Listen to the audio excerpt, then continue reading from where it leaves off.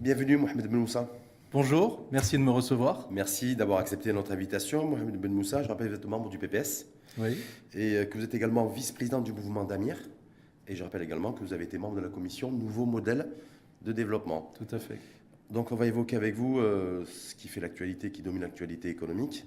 Ce projet de loi de finances 2024 qui a été amendé, en tout cas voté vendredi dernier, dans la nuit de vendredi à samedi, par la commission économie et finances à la Chambre des représentants. Donc ce projet de loi de finances 2024, le regard que vous portez-vous sur ce projet de loi de finances en tant que membre d'un parti de l'opposition, après avoir reçu membre d'un parti de la majorité, en l'occurrence c'était en début de semaine. Sur ce projet de loi de finances, ensuite aller sur les enjeux de réforme fiscalité, loi cadre, réforme de la TVA, philosophie, but de cette réforme de la TVA et surtout votre analyse, vous, de cette réforme. Est-ce qu'elle va dans le bon sens ou pas? Vous nous direz également. Et ensuite aller sur les pistes aussi de relance économique possible pour 2024 dans une conjoncture internationale compliquée. On dit qu'elle est incertaine, qu'elle est bourrée et truffée d'inconnus, avec une inflation qui pourrait repartir, avec des banques centrales à travers le monde aussi qui continuent à mener des politiques restrictives. En tout cas, avoir votre point de vue également là-dessus, Mohamed Ben Moussa. Bien volontiers. Mais démarrer par le projet de loi de finances 2024. Vous en pensez quoi, vous? Est-ce que... Écoutez, ce projet, dans la continuité des deux précédentes lois de finances, 2022 et 2023, il y a un élément important qu'il faut souligner et qui s'inscrit finalement dans la mise en œuvre des orientations royales, qui est la généralisation de la protection sociale et le démarrage des aides directes. Donc c'est un aspect positif qu'il faut saluer et qu'il faut soutenir. Nonobstant cet aspect, qui est un aspect de dépenses publiques, Oui. et qui est relativement aisé à décider, les autres aspects qui sont absolument fondamentaux sont malheureusement aux abonnés absents, et en particulier l'organisation des conditions de financement à la fois des projets stratégiques du Royaume, mais aussi de ce formidable projet de généralisation de la protection et de subvention directe des couches sociales vulnérables et défavorisées. Et couverture sanitaire. Est-ce que, quelque part, les partis dits de gauche, les partis dits progressistes, se retrouvent limités pour être critiques là-dessus, qui ont toujours prôné des menus politiques et des mesures sociales?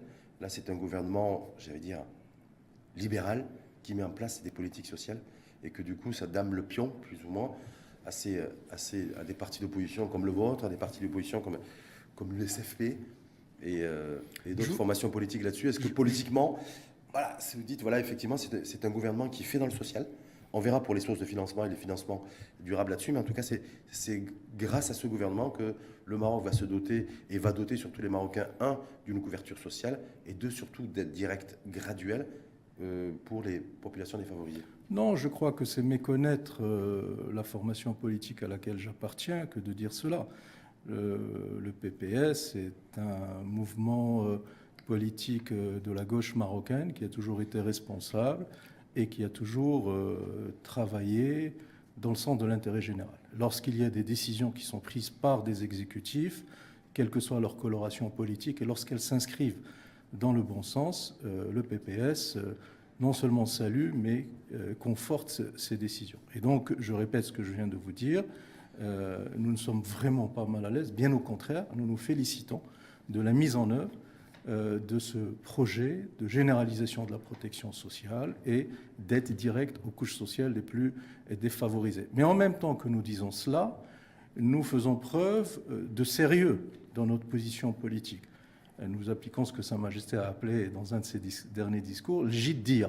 Il faut faire preuve de jiddir. Oui. Or, malheureusement, de mon point de vue, la loi de finances, le projet de loi de finances 2024 ne se caractérise pas par le jiddir parce qu'elle n'organise pas les conditions de la pérennité et de la soutenabilité d'un projet d'État social. Parce que ce qui est prévu, les 25 milliards de dirhams pour l'année budgétaire 2024, est une première étape. Et il faut avoir de l'ambition pour notre pays. Et si nous voulons nous hisser à des rangs beaucoup plus favorable dans l'indice de développement humain. Je rappelle que nous sommes à la 123e place sur 180 pays ou 190 pays. Et si nous voulons être ambitieux pour notre pays, nous devons envisager des politiques pérennes qui vont nous permettre... En matière de financement.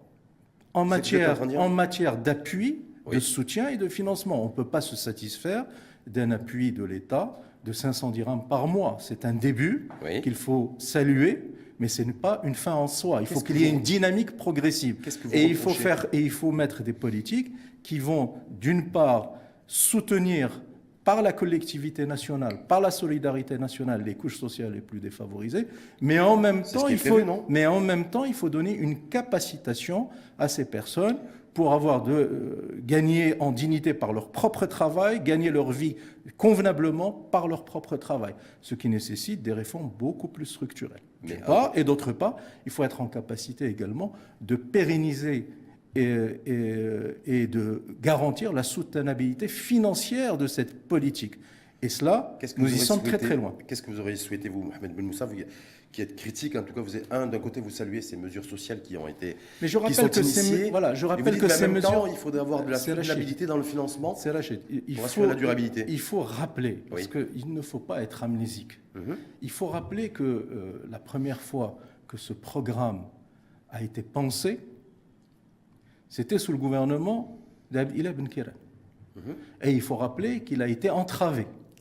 Entravé par ceux qui, aujourd'hui, sont les chantres de ce programme d'État social. Donc, les Marocains ne sont pas dupes. Et ils voient bien qu'il y a un certain opportunisme politique, premièrement. Deuxièmement, l'État social, ce n'est la volonté d'aucun exécutif.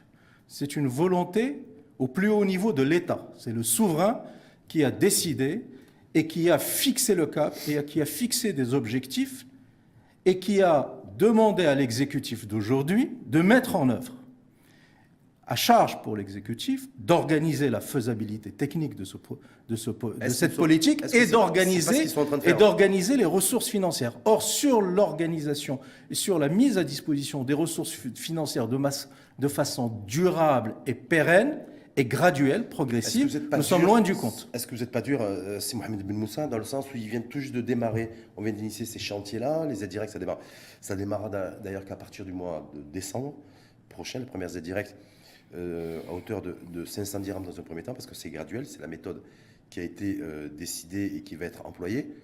Est-ce que la durabilité, il ne faut pas aussi être un peu plus patient? C'est-à-dire, voilà, valeur aujourd'hui, projet de loi de finances 2024. C'est la troisième loi de finances de cet exécutif. Mais c'est celle qui va devoir... C'est la troisième loi de finances de cet exécutif. C'est celle qui va devoir supporter la charge, justement, financière des dépenses publiques qui sont programmées. Ce qui n'était pas le cas précédemment, on est bien d'accord. Donc, est-ce que là, du coup... Nous avons du retard. Nous avons un retard important dans la mise en œuvre de ces mesures, effectivement. En tout cas au niveau du financement, est-ce que vous regrettez, si moi je me ça, que ça se fasse pas sous... Parce qu'il y a deux cas de figure. Où ça se finance par la croissance économique, où ça se finance par la hausse de la pression fiscale, où ça se finance par l'endettement. On est bien d'accord? Non, ça ne se finance à Rachid. Une telle politique, conçue de façon pérenne et durable, ne peut se financer que de deux manières. D'abord par de la croissance économique, et ensuite par une meilleure répartition de la création de richesses. Or, sur ces deux aspects, nos résultats, malheureusement, sont lacunaires, puisque la croissance économique est atone, 1,3% en 2022, et en 2023, on ne sera pas bien au-delà de 2,5, voire maximum 3%. Alors, le gouvernement annonce 3,4%. Le HCP a constaté qu'au premier trimestre 2023, la croissance était légèrement au-dessus de 3%, 3,1, 3,2. Malheureusement, une chute vertigineuse de la croissance au deuxième trimestre et au troisième trimestre à moins de 2,5%. Et donc, il y a de fortes chances qu'on ait une croissance atone en 2023. Premier problème majeur. Je rappelle, le gouvernement s'était engagé à réaliser 4% de croissance économique annuellement sur 5 ans. Et je rappelle également que l'organisation que vous avez eu la gentillesse de citer tout à l'heure, le mouvement d'Amer, avait, il y a déjà plus de 2 ans, dès l'annonce du programme gouvernemental, publié une étude qui mesurait le coût de l'absence d'ambition économique du gouvernement. Et ce coût avait été estimé comparativement à l'ambition portée par le nouveau modèle de développement qui estimait qu'on ne pouvait pas sortir de ce plafond de verre du mal développement si on n'est pas en mesure de réaliser 6 à 7% de croissance sans discontinuité pendant au moins 2 décennies. Eh bien, on avait mesuré ce coût de l'ordre de 475 milliards de dirhams de destruction de richesses par rapport à ce qui aurait dû être créé. Donc, premier problème, c'est la création de richesses. La création de richesses, juste sur ce point-là, Mohamed Ben Il y a un Moussa, deuxième problème, c'est la redistribution. On va y aller. D'abord, si vous permettez, on reste sur le niveau de croissance, en tout cas, qui va être malheureusement en deçà Oui. des attentes et des besoins. En matière de financement, vous dites 6-7% des pays comme la Chine qui sont le moteur de l'économie mondiale en matière de croissance ne font plus 6 et 7%. Et donc, du coup, les élus de la majorité... La Chine fait 5%, Voilà, mais sans aller à la Chine, moi, je vais tout simplement... Il y a toute une conjoncture internationale qui est compliquée. Non, je regarde des pays dynamiques, plus comparables au Maroc, comme la Turquie, comme le Kenya, comme le Rwanda.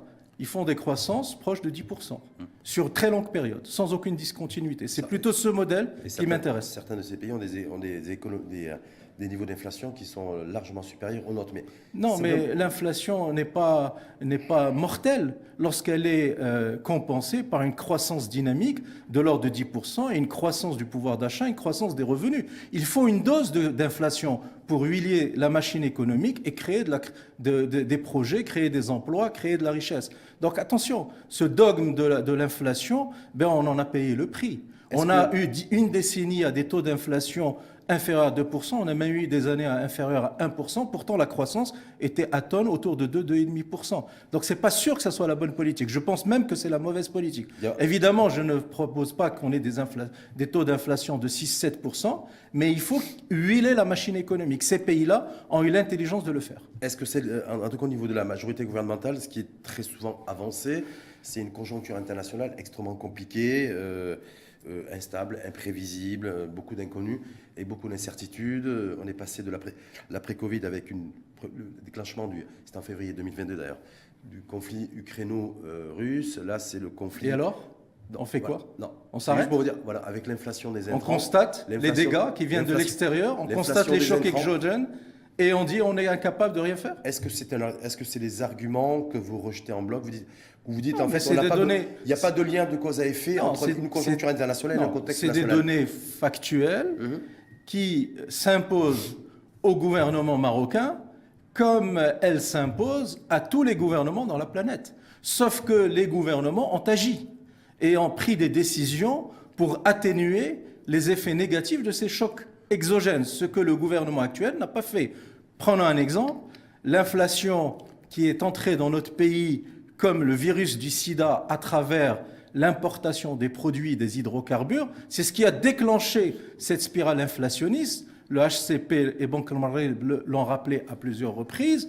Eh bien, le gouvernement avait les instruments à sa disposition pour contenir ce choc inflationniste en activant simplement l'article 4 de la loi sur la liberté des prix et de la concurrence qui lui permet d'autorité, en prenant sa responsabilité, de plafonner les prix des hydrocarbures sur une période de 6 mois, renouvelable 6 mois. Et donc le gouvernement avait une marge d'intervention d'1 an pour trouver les solutions structurelles permettant de faire en sorte que les hydrocarbures ne soient pas le cheval de Troie pour introduire de l'inflation dans notre pays. Malheureusement, le gouvernement, tout le monde sait, qui se caractérise par le conflit d'intérêts par rapport au dossier des hydrocarbures, a décidé de ne rien faire et de laisser l'inflation des hydrocarbures s'infiltrer dans les rouages de l'économie marocaine et ensuite infecter tous les autres circuits, si bien qu'aujourd'hui nous avons une inflation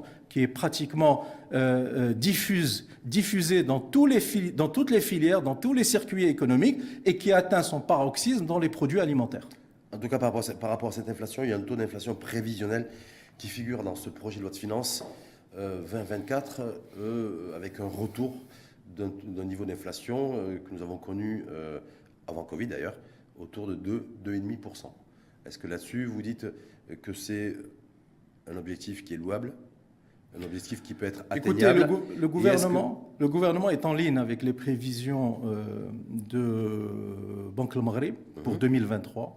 L'inflation devrait être autour de 6%, après avoir atteint en février plus de 10%, au premier trimestre à peu près 9,5%, au deuxième trimestre 2023 à peu près 6,5%, et enfin au troisième trimestre autour de 5%.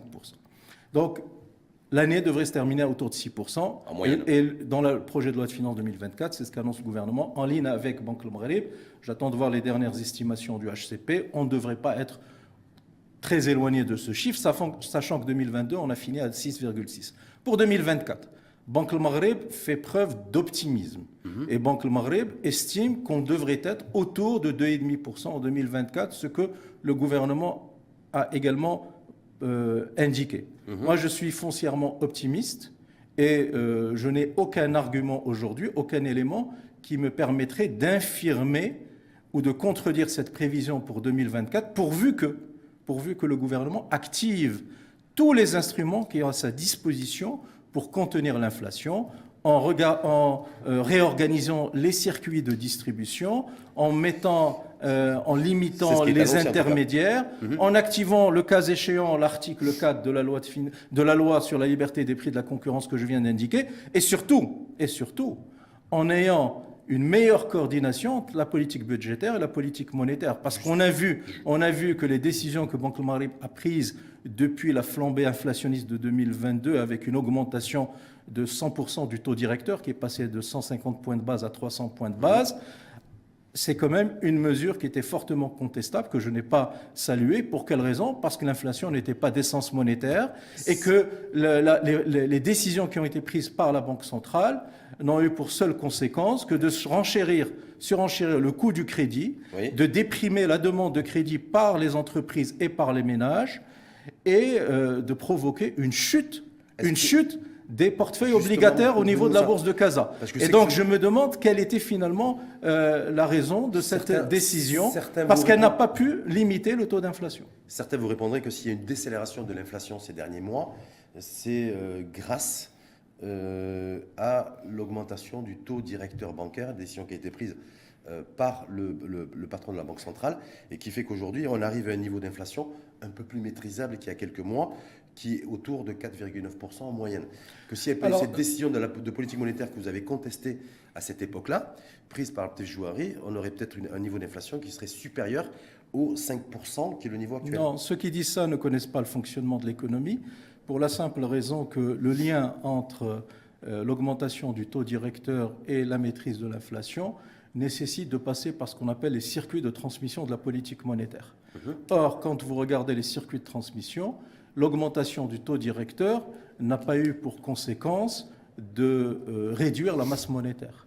La masse monétaire est restée la même ou elle a progressé légèrement. Et donc, ça n'a aucun impact sur le taux d'inflation puisque la masse monétaire n'a pas connu un reflux. Tout ce qui a connu un reflux ou plutôt une forte décélération, c'est l'investissement des entreprises publiques et la consommation des ménages. Et c'est là où nous sommes dans une quadrature du cercle. Et c'est là où notre politique monétaire est, à mon avis, très faiblement coordonnée avec la politique budgétaire. Parce que vous avez un gouvernement qui soutient massivement l'investissement public, et donc une politique budgétaire assez expansionniste, qu'il a revu à et en même temps, je reviendrai sur l'investissement public, et en même temps, une politique monétaire qui va à contresens de cette politique budgétaire, puisqu'elle augmente le taux directeur. Résultat des courses, nous avons gardé un taux d'inflation très fort en 2023, malgré l'augmentation du taux directeur.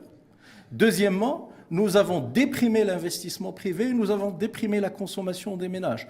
Or, ce qui est dramatique, c'est que l'investissement privé a baissé de 6,5% en 2022 et nous sommes dans un train de baissier en 2023. Le premier trimestre, il a légèrement augmenté et le deuxième et troisième trimestre 2023, l'investissement, la formation brute de capital fixe, l'investissement national a baissé. malgré l'investissement budgétaire public. Ce qui veut dire que l'investissement privé a considérablement reflué. De la même manière, la consommation de ménages a baissé en 2022 et elle est atone en 2023. On n'a pas de chiffres encore pour 2023. Si on les a, je peux vous les donner. La consommation des ménages a baissé de 0,7% en 2022, c'est les chiffres du HCP. Oui. Elle a augmenté de 0,1% au premier trimestre 2023. 1,5% au deuxième trimestre et 0,7% au troisième trimestre, ce qui veut dire qu'elle est stagnante. Ce qui veut dire que c'est un signe inquiétant. Pourquoi ? Parce que ça ne porte pas la croissance économique. Pourquoi est-ce que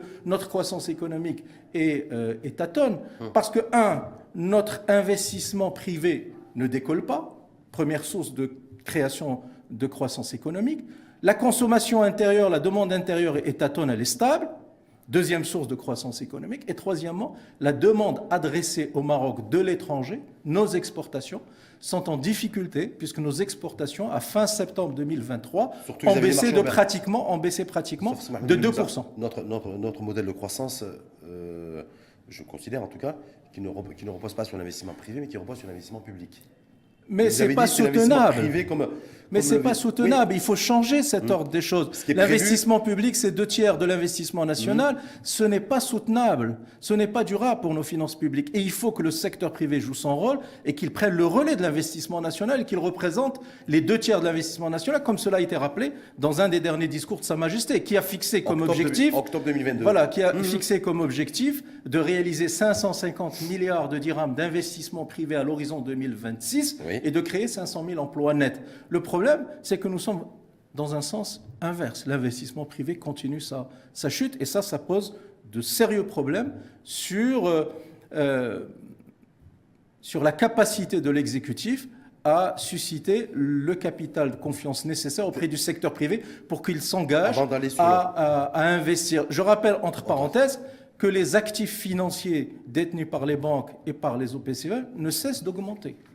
Donc les capitaux existent, sauf qu'ils ne sont pas orientés vers le financement de l'économie réelle. Avant d'aller justement sur l'autre vrai sujet adossé à ce projet de loi de finances 2024, contrairement à celui du projet de loi de finances 2023 qui était beaucoup plus focus sur l'IS et une baisse progressive de l'IS d'ici à l'horizon 2026, consolidé autour de 20% comme IS. Cette fois-ci, c'est la TVA comme réforme qui a été engagée, annoncée par ce gouvernement pour 2024. Alors globalement, avant de rentrer dans le détail avec vous, Simon Moussa, sur cette réforme de la TVA, comment vous l'accueillez ? Est-ce que vous dites effectivement il était temps de revenir, de remettre un peu d'ordre sur les différents taux intermédiaires de cette réforme de la TVA, ces 5 taux, je le rappelle, qui existaient jusqu'à présent, de réunifier ça autour de 2 taux pour apporter un peu plus de clarté et peut-être un peu plus d'argent aussi aux finances publiques, même si Nadia Ftia-Alaoui se défend l'idée qu'il n'y aura pas d'augmentation générale des prix à partir de 2024, effectivité de cette réforme de la TVA. Beaucoup de choses dans votre question. Déjà, la manière avec laquelle vous posez la question, vous faites le réquisitoire du gouvernement. Ah bon ? À l'insu de votre plein gré. Allez-y. Ah bah, alors je vais vous expliquer pourquoi. Parce que vous avez explicitement dit qu'en matière de politique fiscale, le gouvernement a adopté une méthode séquentielle. Oui, graduelle. 2023, séquentielle. Oui. 2023, l'IS, 2024, TVA. La TVA, et nous dit-on peut-être 2024, peut-être 2025, l'IR. C'est une méthode désastreuse. Désastreuse. Oui, parce qu'une réforme fiscale doit être globale, elle doit être holistique, elle doit être simultanée et progressive, et non pas séquentielle. Et c'est un des problèmes de la loi 4 sur la réforme fiscale que j'avais dénoncé en son temps, qui a été votée à marche forcée en quelques jours, en juillet 2021, par l'ancien gouvernement Saad El Athmani, réforme portée par l'ancien ministre de l'économie et des finances, qui appartient justement au RNI, qui est le parti qui dirige le gouvernement actuel. En quelques jours, on a fait adopter cette loi cadre de réforme fiscale qui est lacunaire, qui contient des failles de partout. Et une des failles, c'est d'avoir permis justement cette logique séquentielle. Comment voulez-vous que les citoyens et les opérateurs économiques adhèrent à une réforme fiscale si l'effort n'est pas demandé à tout le monde et en même temps ? C'est-à-dire, vous considérez qu'elle... Ce qui veut dire que c'est d'ailleurs un risque que nous avons soulevé au niveau du nouveau modèle de développement, et nous avons insisté dans le nouveau modèle de développement pour que la réforme soit globale et en parallèle, et que les efforts soient demandés à tout le monde en même temps, et que s'il y a des allègements fiscaux à accorder, il faut les accorder à tous les contribuables, pas simplement à certains contribuables au détriment d'autres. Pour être plus concret, lorsque vous faites une baisse du taux de l'IS, une baisse draconienne, significative du taux de l'IS pour le ramener de 30 ou 29% à 20% sur 3 exercices, vous devez simultanément, je dis bien simultanément, faire le même effort au niveau de l'impôt sur le revenu et donner les mêmes avantages fiscaux aux contribuables et en particulier aux salariés qui représentent 4/5 des recettes de l'IR. Or, le gouvernement a décidé de dire non. D'abord, je commence par l'IS, ensuite, et en même temps, je diminue le prélèvement à la source sur les distributions de dividendes de 15 à 10% de façon graduelle. Après, on verra pour l'IR. Résultat des courses, il y a un sentiment d'injustice fiscale, premièrement, et deuxièmement, il y a une inefficacité fiscale pour la simple raison que le contrat qui a été annoncé par le gouvernement n'a pas été respecté. Pourquoi est-ce que le gouvernement a dit « je vais baisser l'IS » Comment ils ont vendu cette proposition? Ils ont dit que la baisse de l'IS va permettre d'élargir l'assiette fiscale et de renforcer les recettes fiscales. En matière d'IS. Eh bien, ça a fait pchit. Ça a fait pchit. La baisse du taux de l'IS n'a pas élargi l'assiette fiscale et n'a fait que stabiliser les recettes fiscales. Alors, pour la loi de finances, un dernier mot, c'est Rachid, pour que je garde la continuité de mon idée.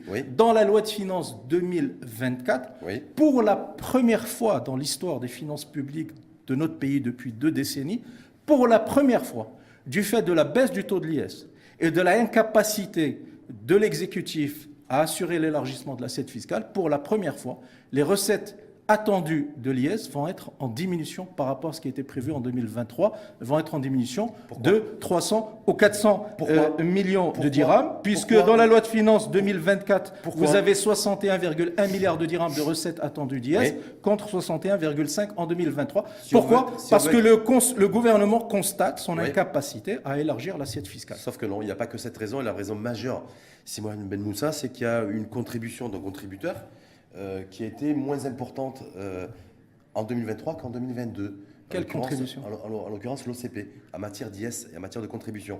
Mais le groupe OCP... Il n'y a pas que la problématique du manque d'élargissement de collecte de l'IS, il y a aussi je ne suis pas le fait que mais là, vous parlez d'un cas exceptionnel. Le groupe OCP... Un des principaux contributeurs en matière d'IS. Un des principaux contributeurs. Le groupe OCP est une entreprise publique, leader mondial dans son secteur, un des 3 ou 4 leaders. C'est une entreprise qui a eu une année 2022 exceptionnelle, avec un chiffre d'affaires qui a dépassé les 120, je crois, ou 125 milliards de dirhams, 99% à l'export, qui a réalisé un résultat net, je crois, de 28 milliards, et donc une recette fiscale exceptionnelle. Très bien.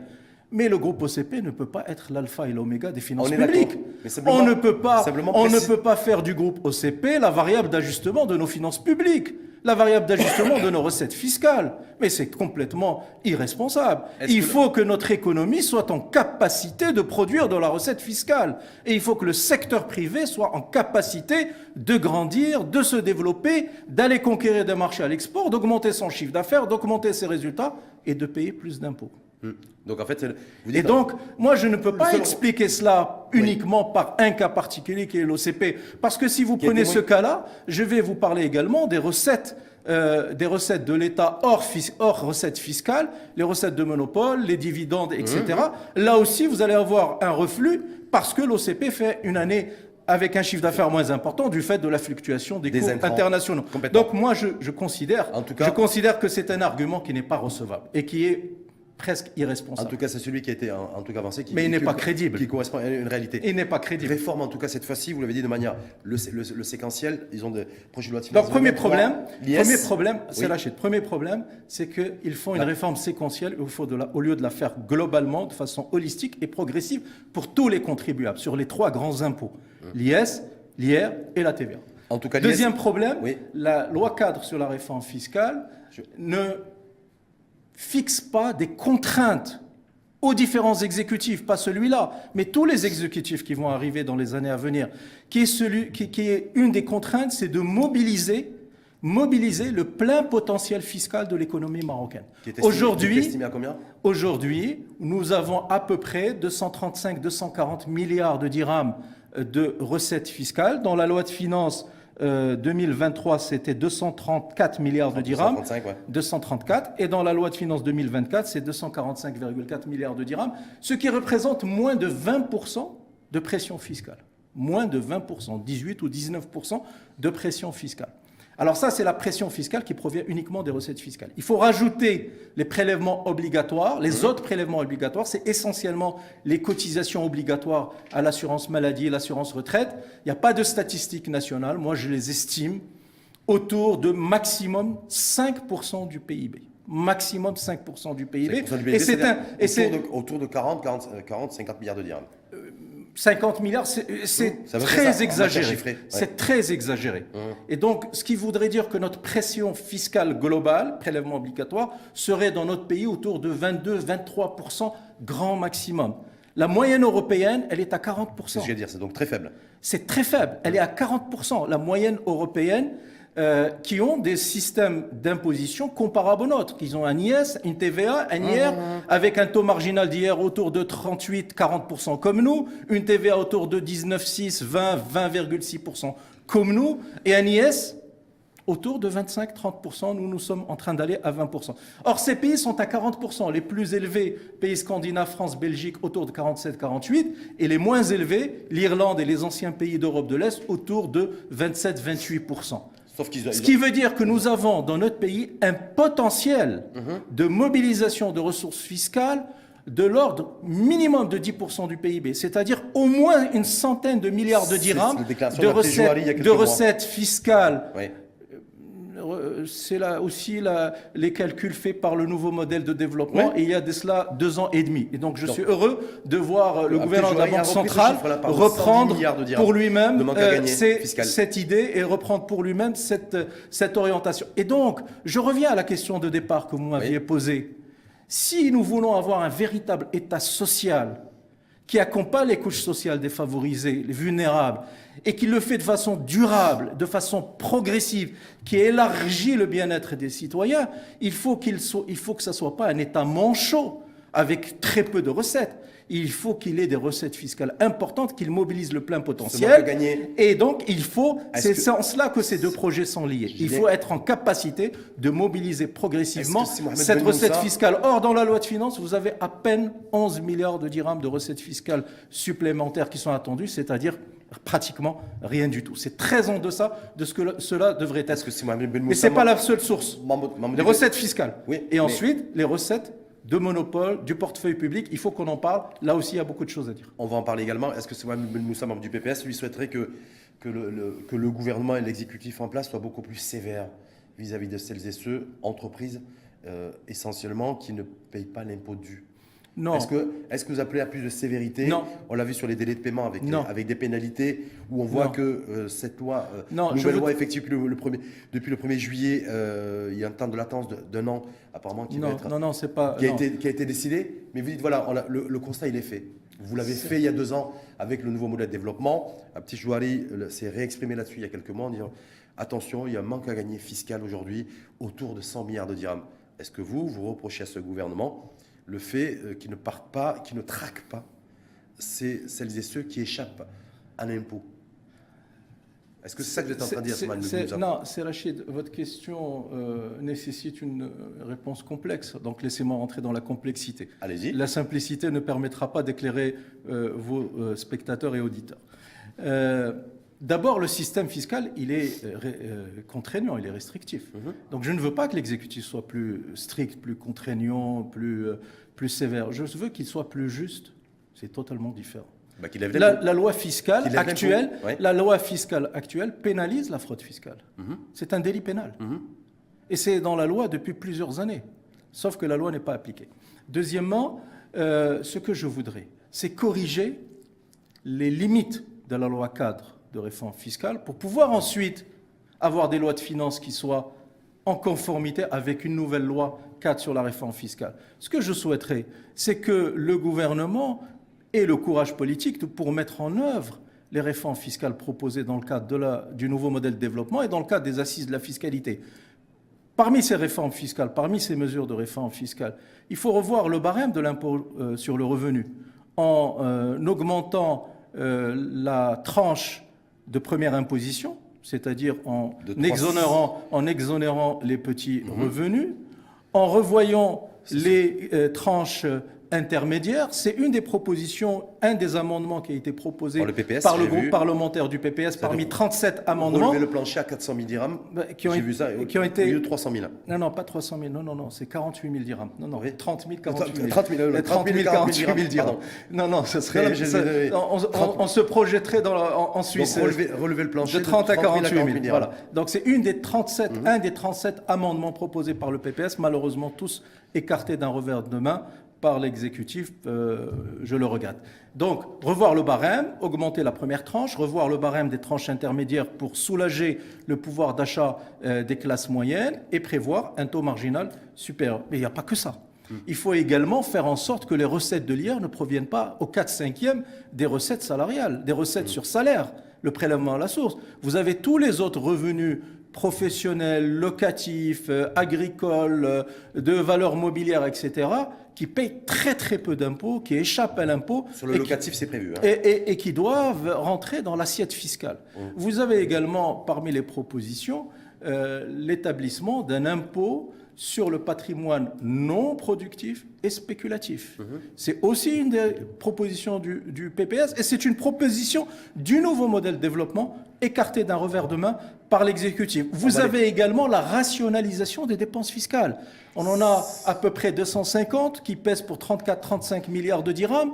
Ces dépenses fiscales, c'est une rente fiscale et qui sont maintenues année après année sans la moindre évaluation d'impact et sans le moindre plafonnement de cette dépense fiscale, ni dans le temps, ni dans l'espace par contribuable. Si vous permettez, à la réforme de la TVA, parce que c'est... J'ai pas fini de décliner toute la réforme fiscale, mais bon. Sur la réforme de la TVA, tout d'abord, est-ce que vous saluez le fait que ce gouvernement a décidé de se montrer audacieux, entreprenant et courageux en initiant à la fois cette réforme de la TVA avec une unification à 2 taux intermédiaires et puis en même temps en engageant une décompensation des produits jusque-là subventionnés et en démarrant par la bouteille de gaz. Non.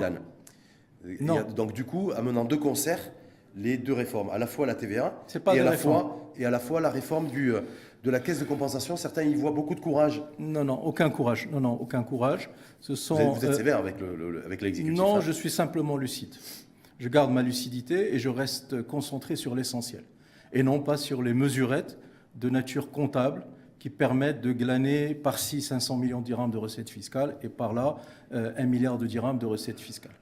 Donc je considère que ce n'est pas une réforme, ce sont des mesures de nature comptable pour augmenter les recettes fiscales de l'État provenant de la TVA. Je rappelle que les recettes fiscales augmentent faiblement, un peu plus de 11 milliards de dirhams en 2024, devraient augmenter de 11 milliards, c'est très très faible par rapport au potentiel. Et je regrette que les 2 tiers, presque les 2 tiers, à peu près 6 milliards de dirhams, proviennent de la TVA, à l'importation et à l'intérieur. Et vous savez, la TVA est une variable d'ajustement pour les exécutifs qui sont peu audacieux, parce que c'est ce qu'il y a de plus facile.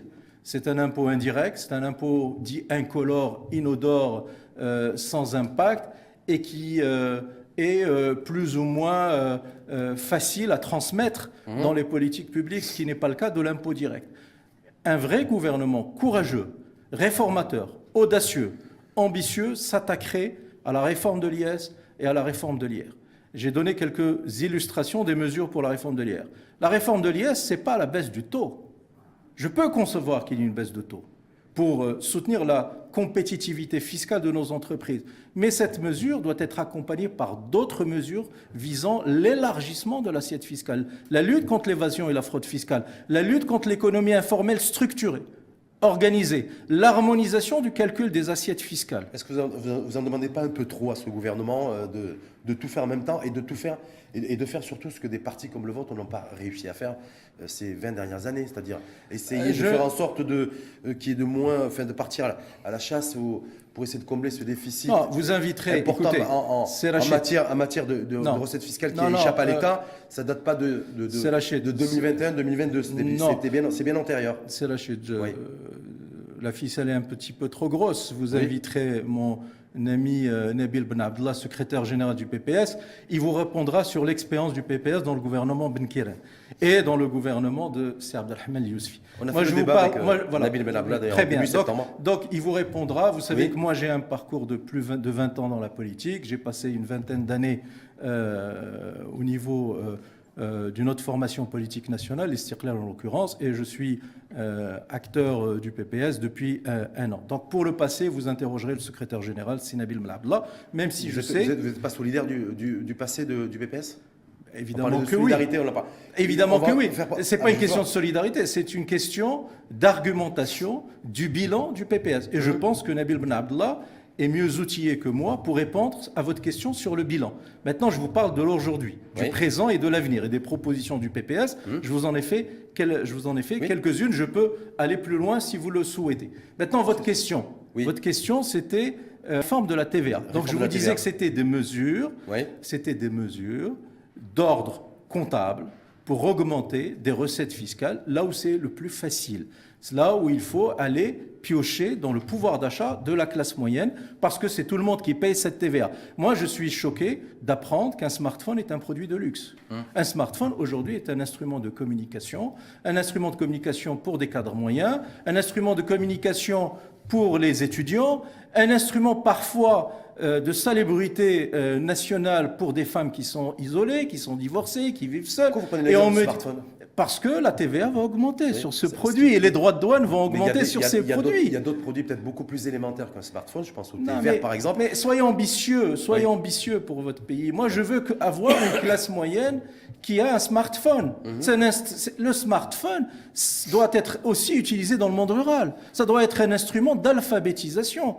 La digitalisation de l'alphabétisation des femmes dans le monde rural va passer par le smartphone. Et si vous le renchérissez, eh bien, vous faites en sorte que le smartphone ne soit pas accessible pour le pouvoir d'achat de ces personnes-là. C'est ce que vous trouvez complètement... Autre chose assez Rachid, quand vous venez dans un projet de loi de finances avec des mesures abracadabrantesques, comme augmenter le taux de la TVA sur l'eau, sur le transport de personnes.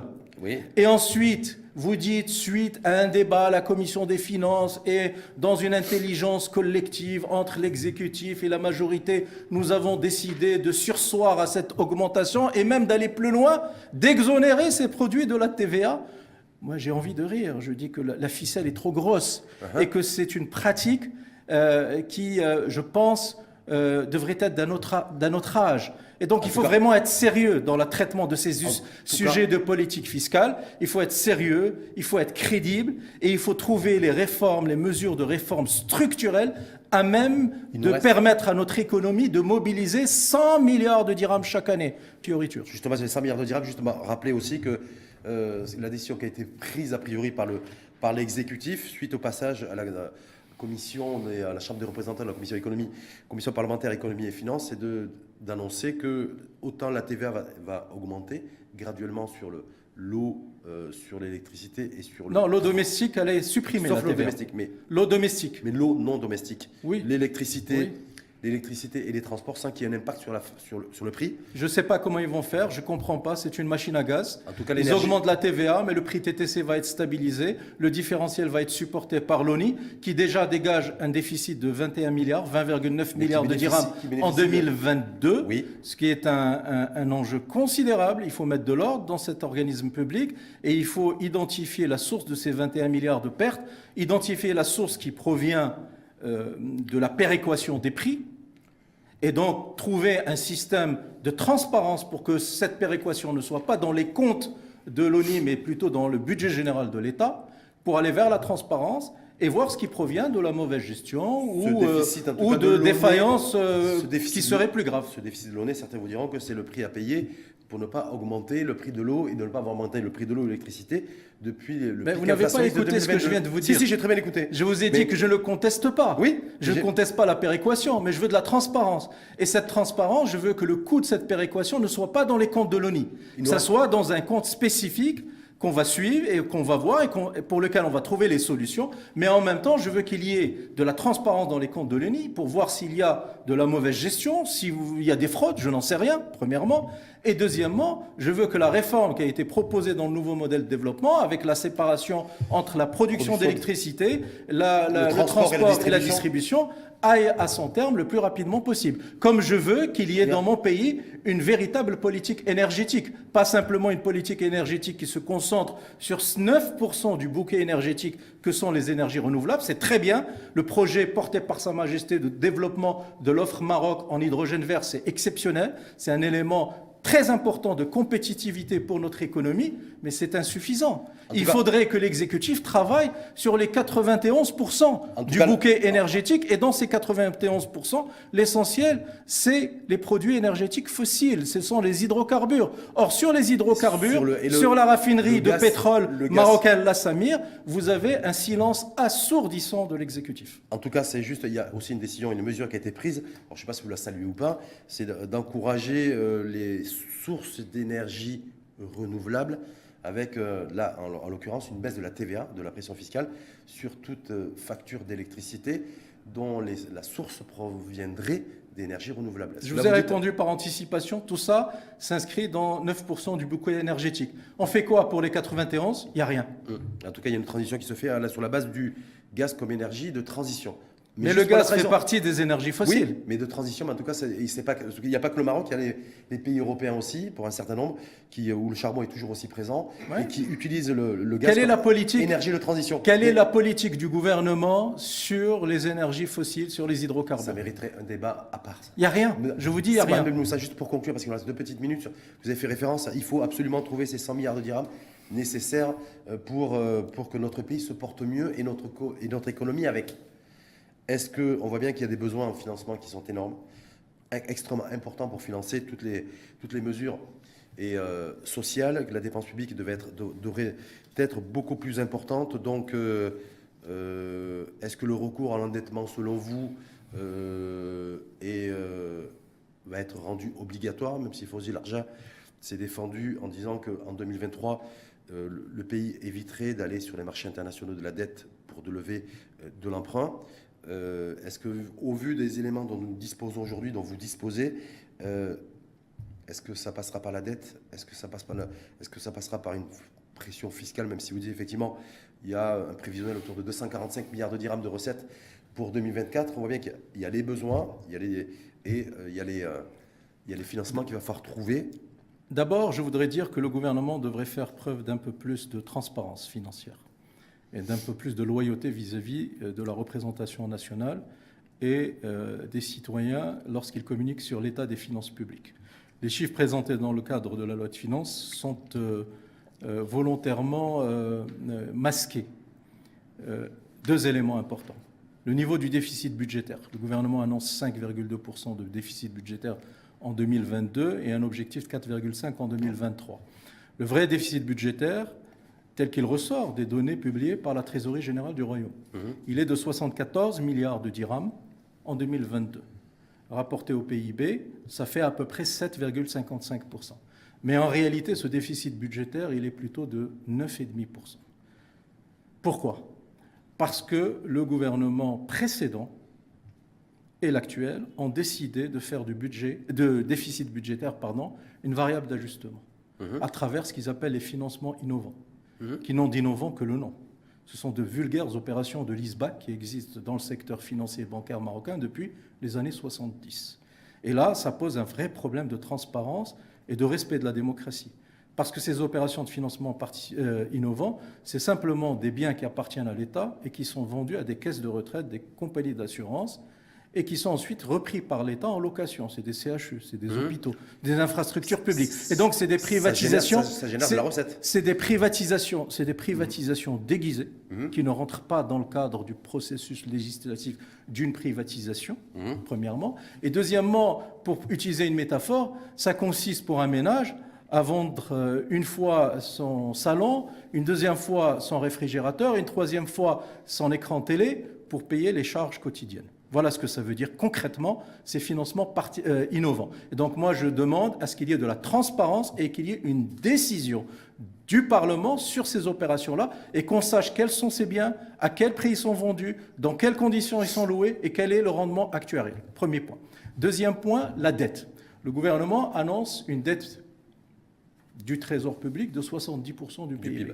La réalité, elle est autre. La dette, elle est de 94%. Pourquoi? Parce que le gouvernement communique uniquement sur la dette du Trésor public, intérieur et extérieur.